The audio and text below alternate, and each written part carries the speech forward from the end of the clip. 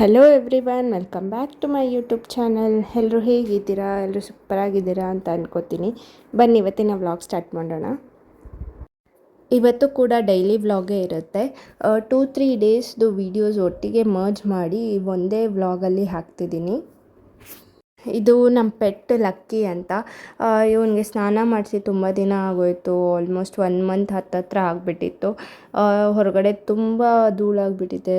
Road ಇನ್ನೂ horrible ಆಗಿಬಿಟ್ಟಿದೆ. ಮನೆ ಹತ್ರ ಗಾಡಿ ಕೂಡ ಓಡಾಡೋಕ್ಕೆ ಆಗ್ತಿಲ್ಲ. ಅವನಿಗೂ ಕೂಡ ತುಂಬ ಕೊಳೆ ಗಲೀಜೆಲ್ಲ ಆಗಿಬಿಟ್ಟಿತ್ತು. ಅದಕ್ಕೆ ಆರವ್ ಫ್ರೀ ಇದ್ನಲ್ಲ, ಲೀವ್ ಇತ್ತು, ಅದಕ್ಕೋಸ್ಕರ ಸ್ನಾನ ಮಾಡಿಸೋಣ ಅಂತ ಮಾಡಿಸ್ತಾ ಇದ್ದೀವಿ. ಅವನಿಗೂ ಕೂಡ ಅಷ್ಟೇ ಸ್ನಾನ ಅಂದರೆ ತುಂಬ ಇಷ್ಟ. ಬಟ್ ಮುಖಕ್ಕೆ ಮಾತ್ರ ನೀರು ಹಾಕ್ಸ್ಕೊಳ್ಳೋದಿಲ್ಲ. ಸೇಮ್ ಮಗು ಥರ ಆಡ್ತಾನೆ. ಮುಖಕ್ಕೆ ಏನಾದರೂ ನೀರು ಹೋಯ್ತು ಅಂದರೆ ಗುರ್ರು ಗುರ್ರು ಅಂತ ಹೇಳ್ತಾನೆ. ನಾವು ಯಾವತ್ತೂ ಪೆಟ್ ಶಾಪಲ್ಲಿ ಕ್ಲಿನಿಕಲ್ಲೆಲ್ಲ ಸ್ನಾನ ಮಾಡಿಸಿಲ್ಲ. ಯಾಕಂದರೆ ಇವನು ಸ್ವಲ್ಪ ಆರೋಗ್ಯ. ಮೌತ್ ಕ್ಯಾಪ್ ಇದೆ. ಮೌತ್ ಕ್ಯಾಪ್ ಕೂಡ ಇವನು ಹಾಕ್ಸ್ಕೊಳ್ಳೋದಿಲ್ಲ. ಸೊ ಅದಕ್ಕೋಸ್ಕರ ನಾವೇ ಮಾಡಿಸ್ತೀವಿ. ಡ್ಯಾಶನ್ ಬ್ರೀಡ್ ಯೂಶ್ವಲಿ ಫ್ರೆಂಡ್ಲಿ ಆಗಿರ್ತಾರೆ. ಬಟ್ ಇವನು ತುಂಬ ಆ್ಯರೋಗೆಂಟ್ ಆಗಿದ್ದಾನೆ. ಯಾಕೆ ಅಂತ ಗೊತ್ತಿಲ್ಲ. ಮೇ ಬಿ ನಾವು ಬೆಳೆಸಿರೋದೇ ಆ ಥರ ಅನಿಸುತ್ತೆ. ಆ ಥರನೇ ಇರಬೇಕು ಆ್ಯಕ್ಚುಲಿ. ಮನೆಗೆ ಇವಾಗ ಯಾರು ಬಂದ್ರೂ ಕೂಡ ಇವನು ಗೇಟ್ ಕೂಡ ಟಚ್ ಮಾಡೋದಕ್ಕೆ ಬಿಡೋಲ್ಲ. ನಾವು ಬೇರೆ ಇರೋದು ಇಂಡಿಪೆಂಡೆಂಟ್ ಹೌಸ್ ಆಗಿರೋದ್ರಿಂದ ನಮಗೆ ಸ್ವಲ್ಪ ಭಯ ಜಾಸ್ತಿ. ಲಕ್ಕಿ ಇದ್ದರೆ ಅಂತೂ ಇವನಿದ್ರೆ ತುಂಬ ಅಂದರೆ ತುಂಬ ಧೈರ್ಯ ನಮಗೆ. ಇವನಿದ್ರೆ ಒಂಥರ ನಿಜ ಸೇಫ್ಟಿ ಅನಿಸುತ್ತೆ. ಇವನಿಗೋಸ್ಕರನೇ ಈ ಥರ ಇಂಡಿಪೆಂಡೆಂಟ್ ಹೌಸ್ ಮಾಡ್ಕೊಂಡಿರೋದು. ಅಂದರೆ ಇವನು ಇದ್ದಾನೆ, ಮತ್ತು ನಾವು ಕೂಡ ಆರಾಮಾಗಿರ್ಬೋದು ಅಂತ. ಇವನು ನಮ್ಮ ಮನೆಗೆ ಅನ್ಎಕ್ಸ್ಪೆಕ್ಟೆಡ್ಲಿ ಬಂದಿರೋದು. ನಾನು ಇದನ್ನು ಸಾಕಲೇಬೇಕು, ತೊಗೊಳ್ಳೇಬೇಕು ಅಂದ್ಬಿಟ್ಟು ದುಡ್ಡು ಕೊಟ್ಬಿಟ್ಟು ಇಲ್ಲ ಬೇಕೇ ಬೇಕು ಅಂತ ಆ ಥರ ಎಲ್ಲ ಬಂದಿರೋದಲ್ಲ. ಒಬ್ಬರು ಮನೆಯಲ್ಲಿ ಮರಿ ಹಾಕಿತ್ತು. ಒಂದು 5-6 ಮರಿ ಹಾಕಿತ್ತು. ಅವ್ರ ಕೈನಲ್ಲಿ ನೋಡ್ಕೊಳಕ್ಕೆ ಆಗ್ತಾ ಇರಲಿಲ್ಲ. ಎಲ್ಲ ಮರಿನೂ ಸ್ವಲ್ಪ ಜನ ತೊಗೊಂಡೋಗ್ಬಿಟ್ರು. ಅಂದರೆ ಅಮೌಂಟು ಕೊಟ್ಟು ತೊಗೊಂಡೋಗಿರೋದಲ್ಲ, ಎಲ್ಲರೂ ಕೂಡ ಇದೇ ಥರ ತೊಗೊಂಡು ಬಂದಿದ್ದು. ಸೊ ನಾನು ಕೂಡ ಒಂದು ಗಂಡು ನಾಯಿ ಇರಲಿ ಅಂದ್ಬಿಟ್ಟು ತೊಗೊಂಡು ಬಂದೆ ಅಷ್ಟೇ. ನನಗೆ ತುಂಬ ಇಷ್ಟ ಬರ್ಡ್ಸ್ ಸಾಕೋದು, ಮತ್ತು ಈ ಥರ ಪೆಟ್ಸ್ ಎಲ್ಲ ಸಾಕೋದು ತುಂಬ ಇಷ್ಟ. ಎಲ್ಲ ಸಾಕಿದ್ದೀನಿ. ಬಟ್ ಬರ್ಡ್ಸ್ ಎಲ್ಲ ಯಾವುದೂ ಬದುಕಿಲ್ಲ, ಎಲ್ಲ ಸತ್ತೋಗ್ತಿತ್ತು. ಮತ್ತು ಫಿಶ್ ಕೂಡ ಅಷ್ಟೇ ಸತ್ತೋಗ್ಬಿಡ್ತಿತ್ತು. ಇದು ಒಂದೇ, ಇವಾಗ ಲಕ್ಕಿ ಒಂದೇ ಇರೋದು. ನನ್ನ ಪ್ರೆಗ್ನೆನ್ಸಿ ಕನ್ಫರ್ಮ್ ಆದಮೇಲೆ ನನ್ನ ಬರ್ಡೇಗೆ ಶಿಝು ತೊಗೊಂಡು ಬಂದಿದ್ದ ಆರವು. ಅದು ಕೂಡ ನಮ್ಮ ಮನೆಯಲ್ಲಿ 15 ಡೇಸ್ 1 ಮಂತ್ ಇತ್ತು. ಮೈಲೋ ಅಂತ ಹೆಸರಿಟ್ಟಿದ್ವಿ. ಅದರದ್ದು ವೀಡಿಯೋಸು ಫೋಟೋಸ್ ಎಲ್ಲ ಹಾಗೇ ಇದೆ. ಈ ಮನೆಯಲ್ಲಿ ಇರಲಿಲ್ಲ, ನಾವು ಮುಂಚೆ ಒಂದು ಮನೆಯಲ್ಲಿದ್ವಿ. ಆ ಮನೆಯಲ್ಲಿತ್ತು. ತುಂಬ ಚೆನ್ನಾಗಿತ್ತು. ನನಗೆ ಹೇಳಲೇ ಇಲ್ಲ, ಸರ್ಪ್ರೈಸಾಗಿ ತೊಗೊಂಡು ಬಂದಿದ್ದು. ನಂಗೆ ತುಂಬ ಇಷ್ಟ ಆಯಿತು. ಬಟ್ ನೋಡ್ಕೊಳ್ಳೋಕ್ಕೆ ಆಗೋದಿಲ್ಲ. ನನ್ನ ಪ್ರೆಗ್ನೆನ್ಸಿನಲ್ಲಿ ನಾನು ಹೇಳಿದ್ನಲ್ಲ, ತುಂಬ ನನಗೆ ಒಂಥರ ಎದ್ದರೆ ಏನಾದ್ರು ತಿಂದರೆ ಕೊಡಿದ್ರೆ ವಾಮಿಟ್ ಆಗ್ತಿತ್ತು. ಲಕ್ಕಿಗೆ ಸ್ನಾನ ಮಾಡಿಸೋ ಅಷ್ಟರಲ್ಲಿ ಊಟ ಕೂಡ ರೆಡಿ ಆಯಿತು. ಅಡುಗೆ ಕೂಡ ರೆಡಿ ಮಾಡಿದೆ. ಇವತ್ತು ಊಟಕ್ಕೆ ಬೀಟ್ರೋಟ್ ಪಲ್ಯ ಮತ್ತು ಬೀಟ್ರೋಟ್ ರಸಮ್ ಮಾಡ್ಕೊಂಡಿದ್ದೀನಿ. ಕೆಲವರು ಏನು ಮಾಡ್ತಾರೆ ಅಂದರೆ ಬೀಟ್ರೋಟ್ನ ಬೇಯಿಸ್ಬಿಟ್ಟು ಆ ನೀರನ್ನ ಹಾಗೆ ಚೆಲ್ತಾರೆ. ಸೊ ಅದರಲ್ಲೇ ರಸಮ್ ಮಾಡ್ಕೊಳ್ಬೋದು. ಸೊ ಬ್ಲಡ್ಡಿಗೆಲ್ಲ ತುಂಬ ಒಳ್ಳೆಯದು. ಅದು ಮಾಡಿಕೊಂಡೆ ಇವತ್ತು. ಅಯ್ಯೋ, ಅಲ್ಲಿ ಆಚೆನೇ ಹೋಗ್ತಾ ಇಲ್ಲ. ಅದು ಫುಲ್ಲು ಧೂಳು.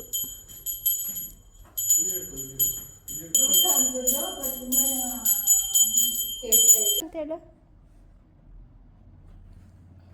ಗುಡ್ಡಿ, ಸುಮ್ಮನೆ ಇರು ಅಂತೇಳು.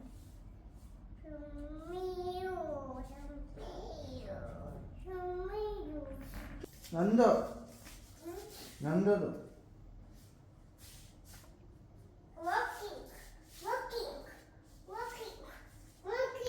ಕೊಡು, ನಂದು ಚಪ್ಪಲಿ.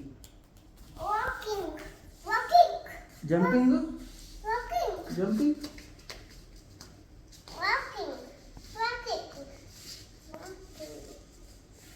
ಅದ್ರ ಮೇಲೆ ಬೇಡ, ಬೀಳ್ತೀಯ. ಹಬ್ಬ ಹೋಗೋದು ಬೇಡ.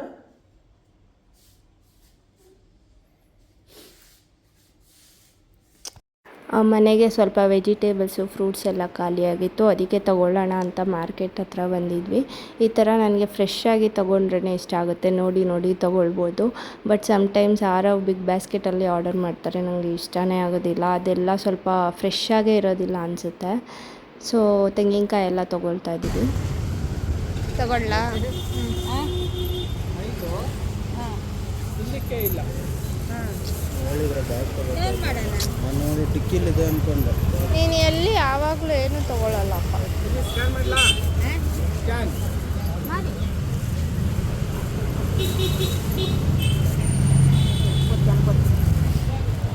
ಕರಿಬೇ ಒಂದೆರಡು 10 ಕಡ್ಡಿ ಹಾಕೇನಿ ಇಲ್ವಾ?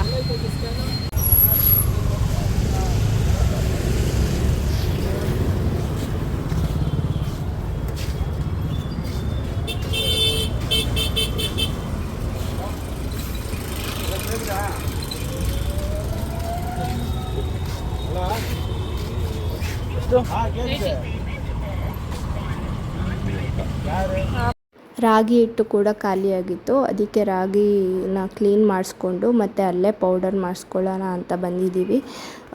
ಇವಾಗ ನಾನು ಕೂಡ ಮುದ್ದೆ ಮಾಡೋದನ್ನು ಕಲ್ತ್ಕೊಂಡಿದ್ದೀನಿ. ಸೊ ಡೈಲಿ ಮುದ್ದೆ ಮಾಡ್ತೀವಿ.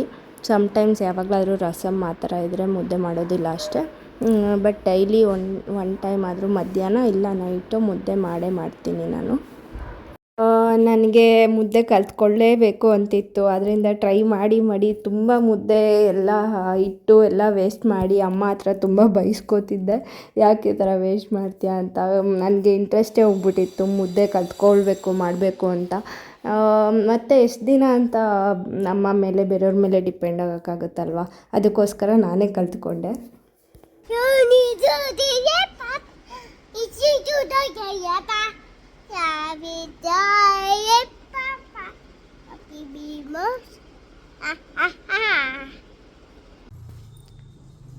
ಬಟಾಣಿ ಬಿಡಿಸ್ತಾ ಇದೆಯಾ? ಬಟಾಣಿ ಗುಡ್ಡಿ ಬಟಾಣಿ ಬಿಡಿಸ್ತಾ ಇದ್ದೀಮ್ಮ. ಬಟಾಣಿ ಬಿಡಿಸ್ತಾ ಇದ್ದೀರಾ?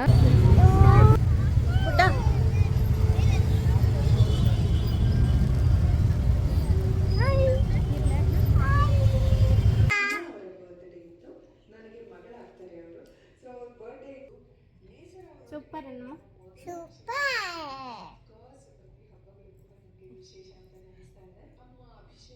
ಯಾಕೆ ನೀನು ಬಬ್ಬ ತಿಂತಲ್ಲ? ಸೂಪರ್ ಅನ್ನು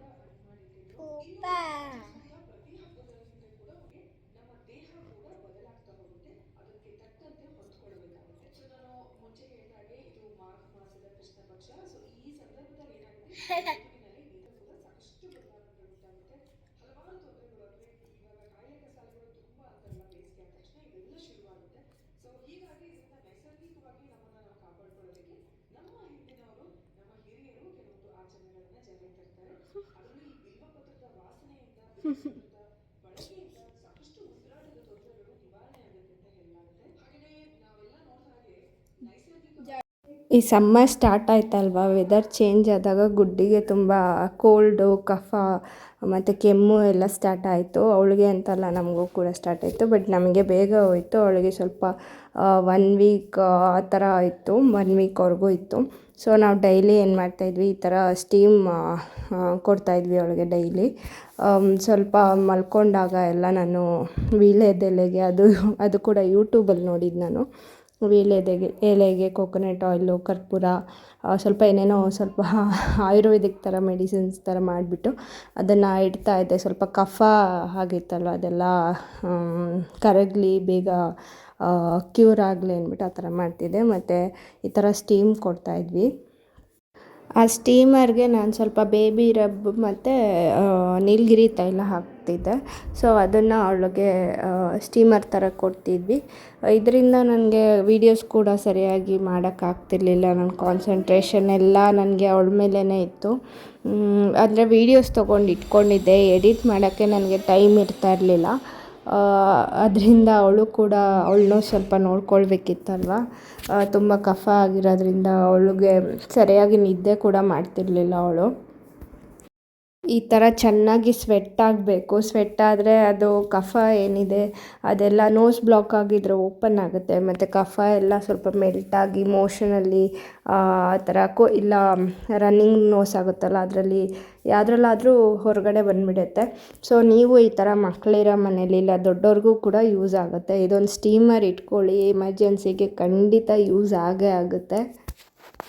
ಬಟ್ ನೀವು ಸ್ಟೀಮ್ ಕೊಡಬೇಕಾದ್ರೆ ಹುಷಾರಾಗಿ ಕೊಡಿ, ಯಾಕಂದರೆ ಮಕ್ಕಳು ತುಂಬ ನಾಟಿಯಾಗಿರ್ತಾರೆ. ಅವ್ರು ಸ್ವಲ್ಪ ಟಚ್ ಮಾಡಿದ್ರು ಬಿಸಿ ನೀರು ಕಾಲ ಮೇಲೆ ಬೀಳೋ ಚಾನ್ಸಸ್ ಎಲ್ಲ ಇರುತ್ತೆ. ತುಂಬ ಹುಷಾರಾಗಿ ಕೊಡಿ ಸ್ಟೀಮೆಲ್ಲ.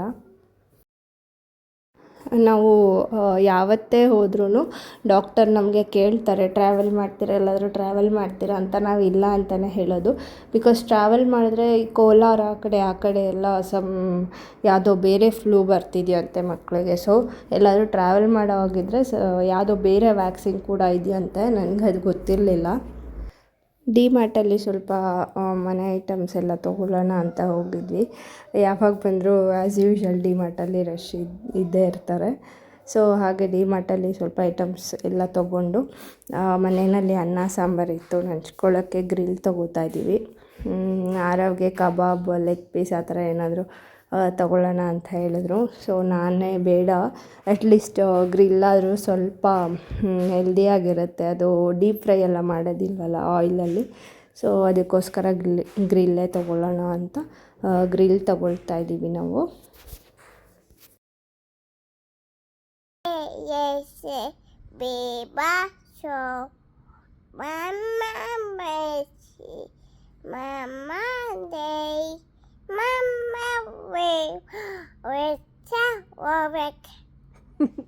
Baba Betty, I be bo, be back cook,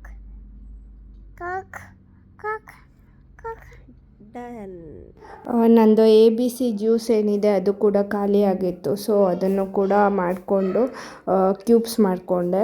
so daily juice ಮಾಡ್ಕೊಳ್ಳೋಕ್ಕಾಗಲ್ಲ ಅಂತ ಇವಾಗ ಕ್ಯೂಬ್ಸ್ ಮಾಡ್ಕೊಳ್ತಾ ಇದ್ದೀನಿ.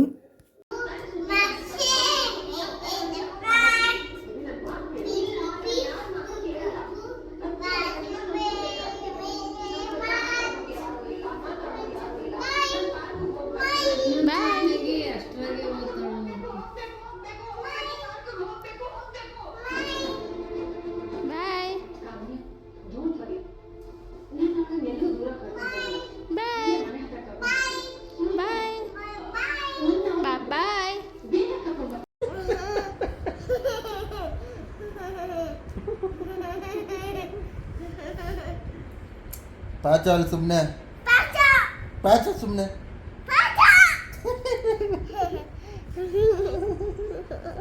ಫುಲ್ಲು ನೋಡಿ ಇಲ್ಲಿ ಗುಂಗ್ರಿ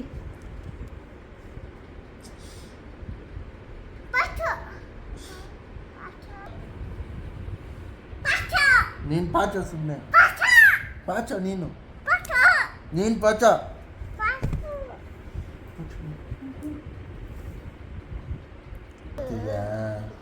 ನಿದ್ದೆ ಬರ್ತಿದ್ಯಾ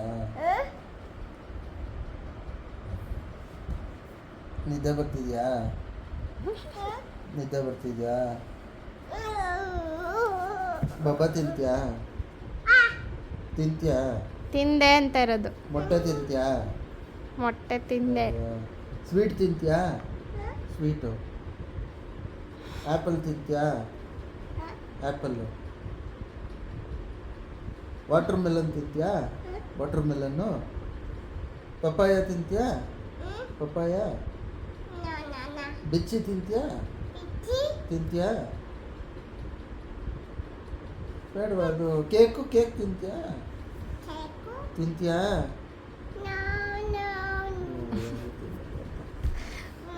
ನನ್ನ ತಲೆ ತಿಂತ್ಯಾ? ಬರ್ಸ್ ಎಳಿ ಗಡ್ಡ ಸುಮ್ಮನೆ ಇರಮ್ಮ, ಹೇಳ್ಕೊಡ್ಬೇಡ ಅದು. ಗಡ್ಡ ಎಳಿ ಗಡ್ಡ ಗಗ್ಗ ಎಳಿ ಗಗ್ಗ ಎಳಿ